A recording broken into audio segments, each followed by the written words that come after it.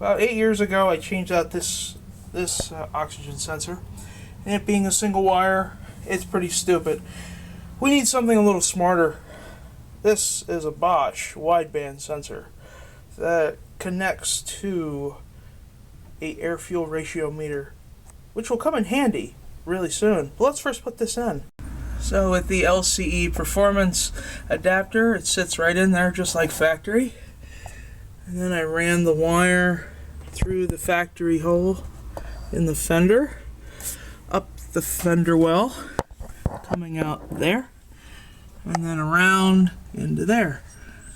And then I had to take this box out, go through the hole, here's the wire right here, and then went right behind there, all the way up into there.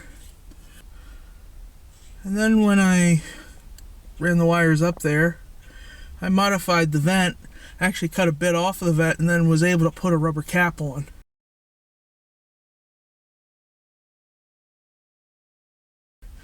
So the heat will not hit that gauge at all. And then the other harness, this is the power harness for that gauge, drops down and connects with my voltmeter with a 5 amp fuse in between. So both are running off the same power source. So I'm just going to put the passenger side back together, and then I'll show you how it works. Now we got the interior all the way back together.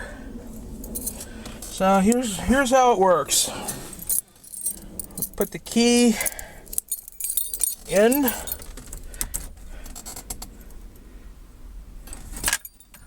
Make sure, okay, that's okay.